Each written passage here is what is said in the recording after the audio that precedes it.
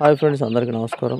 ఈ నాటుకోళ్ల పెంపకంలో నాకు జరిగినటువంటి అనుభవాలు ఈరోజు చెప్తాను. అంటే లాభం ఎంత, నష్టం ఎంత, అవన్నీ కూడా చెప్తానన్నమాట. సో ఫ్రెండ్స్, ఇప్పుడు నేను స్టార్ట్ చేసి జస్ట్ ఒక అంటే ఈ కోళ్ళు నా దగ్గర గత 3 సంవత్సరాల నుంచి ఉన్నాయి. కాకపోతే నేను వీటిని ఎక్కువ సంఖ్యలో పెంచాలని అనుకున్నప్పుడు అనుకున్నది గత కొద్ది కాలం నుండే, ఒక 3 మంత్స్ నుంచే వీటిని పెంచాలి, ఒక బిజినెస్ పరంగా చేయాలని అనుకున్నాను. కాబట్టి నాకు ఒక 3 నెలల కింద నా దగ్గర కేవలం ఒక 5 పెట్టెలు, ఒక 2 పుంజులు మాత్రమే ఉండే. సో ఇప్పుడు ఆ 3 కోళ్ళతో నేను 3 నెలల తర్వాత ఈజీగా ఒక 50 కోళ్ళు అయితే తయారు చేసిన. ఇక్కడ ఇంకా మన కోళ్ళు అక్కడక్కడ ఉన్నాయి, ఇవే కాకుండా. సో కోళ్ళు లేవని మీరు అనుకోవచ్చు, ఉన్నాయి, చిన్నవి పెద్దవి అన్నీ కలిపి ఒక 50 కోళ్ళు అయితే ఉన్నాయి, ఎక్కువ తక్కువ. కొన్ని కోళ్ళు, ఒక 7-8 కోళ్ళు చిన్న చిన్న రోగాలు వచ్చి చనిపోవడం జరిగింది. అయితే మనము వీటి వల్ల నాకు కలిగినటువంటి అనుభవాలు ఏంటంటే, ఈ 5 కోళ్ళతో 50 కోళ్ళు 3 మంత్స్లో ఈజీగా అయినాయి. కాకపోతే వీటి వల్ల కొంచెం కొత్త అనుభవాలు నేర్చుకుంటున్నాను. ఎందుకంటే మన కోళ్ళకి ఇప్పటివరకు అయితే రోగాలు అయితే రాలేవు గతంలో. కాకపోతే ఇప్పుడు రీసెంట్గా ఒక 10 days బ్యాక్ పోల్ పాక్స్ వచ్చింది. అమ్మోరు మూతి దగ్గర, బాడీకి అక్కడక్కడ బొటిమెల్ లాంటివి వస్తాయి దీనికి. వీటిని నేను గతంలో నా కోళ్ళకు నిమ్మరసము, ఆయిల్, పసుపు 3 మిక్స్ చేసి పెట్టినప్పుడు అప్పుడు తగ్గిపోవడం జరిగింది.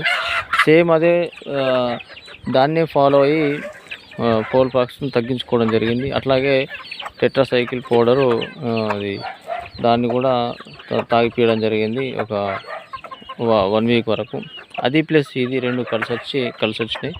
అందువల్ల చాలా వరకు అయితే తగ్గిపోయింది ఆ పోల్ పాక్స్ అనేది. ఇప్పుడు ఏ కోడికి కూడా లేదు.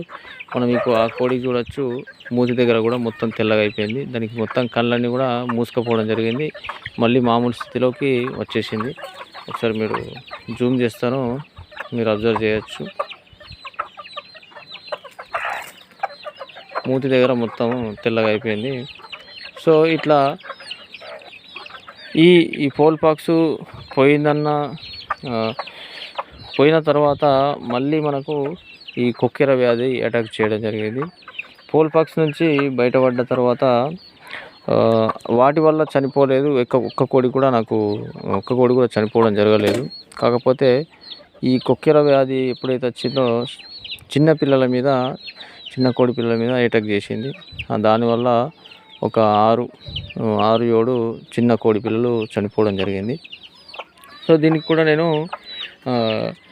మెడిసిన్ తీసుకున్నాను. ఇప్పుడు ఆ మెడిసిన్ కూడా వీటికి ఇవ్వడం జరుగుతుంది. అట్లాగే వెటర్నరీ డాక్టర్ను సంప్రదించినప్పుడు అప్పుడే పుట్టినటువంటి ప్రతి కోడి పిల్లకు కూడా వ్యాక్సిన్ వేసుకోమని సూచించడం జరిగింది.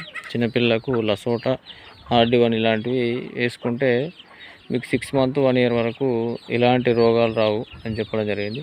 సో దాన్ని కూడా ఫాలో అవ్వాలి. ఎందుకంటే మనకు ఈ కోళ్ళు సంఖ్యను పెంచినప్పుడు ఆటోమేటిక్గా రోగాలు వచ్చి తగ్గిపోతే చాలా లాస్లోకి వెళ్ళిపోతాం. కాబట్టి మనము డాక్టర్ సలహా తీసుకోవాల్సిందే. నేచురల్గా మనం చేసేటివి చేయాలి. కాకపోతే తగ్గనప్పుడు గత్యంతరం లేదు, మనము మెడిసిన్ వాడాల్సిందే. దాంట్లో కోడిలో ఇమ్యూనిటీ పవర్ ఉన్నా కానీ ఒక్కొక్క కోడికి ఇమ్యూనిటీ తక్కువ ఉంటుంది. కాబట్టి అలాంటి కోడి చనిపోయేటటువంటి అవకాశం ఉంటుంది. అందువల్ల తక్కువ కోళ్ళకి ఉన్నప్పుడు, ఆ రోగమే ఏదైతే ఉంటుందో తక్కువ కోళ్ళకు ఉన్నప్పుడు వెంటనే మెడిసిన్ వాడితే అది అన్ని కోళ్ళకు వ్యాపించకుండా అక్కడికే తగ్గిపోతుంది, ఆ కోడితోనే తగ్గిపోవడం జరుగుతుంది అన్నమాట. సో ఇట్లా ప్రతిదీ కూడా మనం స్టెప్ బై స్టెప్ నేర్చుకుంటాం. ఈ కోళ్ళు పెంచడం స్టార్ట్ చేస్తే ఆటోమేటిక్గా అన్నీ కూడా మనకి అర్థమైపోతాయి అన్నమాట. ఎవరైనా ఇప్పుడు నార్మల్గా మనకు చెప్పేవాళ్ళు యూట్యూబ్లో చాలా వరకు కోళ్ళు పెంచండి, ఇన్ని వేలు సంపాదించండి, అన్ని వేలు సంపాదించండి లక్షలు సంపాదించండి అని అంటారు, కానీ ఇందులో కష్టం ఉంటుందని ఎవరు చెప్పరు. సో నేను చెప్పేది ఏంటంటే కష్టం అనేది ఖచ్చితంగా ఉంటుంది. చాలా నేర్చుకోవాలి, చాలా అనుభవం చెందాలి. ఒక 3 మంత్స్లోనే మనకు ఈ ఈ రోగాలు అటాక్ చేయడం జరిగింది. దీనివల్ల నేను తొందరనే నేర్చుకోవడం జరిగింది. ఎందుకంటే ముందు ఎక్కువ కోల్డ్ అయిన తర్వాత ఈ రోగాలు అటాక్ చేస్తే మనకు చాలా ఇబ్బందులు ఎదురయ్యాయి. కాబట్టి ఇప్పుడే అటాక్ చేసింది ఒక మెట్టు, మరి మనం తెలుసుకోవచ్చు. మళ్ళీ నెక్స్ట్ స్టెప్ ఏంటనేది ఆలోచించుకోవటం అన్నమాట. సో మీరు కూడా ఎవరైనా కోళ్ళు పెంచేవాళ్ళు, నాటుకోళ్ళ ఫామ్ పెట్టాలనుకునే వాళ్ళు, ఈ మెయిన్ మన రోగాలు అయితే ఖచ్చితంగా వస్తాయి. ప్రతి కోడి పిల్లకు కూడా వస్తాయి. కాకపోతే మనం ఇమ్యూనిటీ అనేది కోళ్ళకు కొంచెం పెంచుకోవాలి. మనం డైరెక్ట్ ఫీడ్ ఇవ్వకుండా వీటిని షెడ్లోకి వెళ్ళిన తర్వాత ఇస్తే కొంచెము బాగుంటుంది. దానివల్ల ఇమ్యూనిటీ అనేది పెరుగుతుంది అన్నమాట.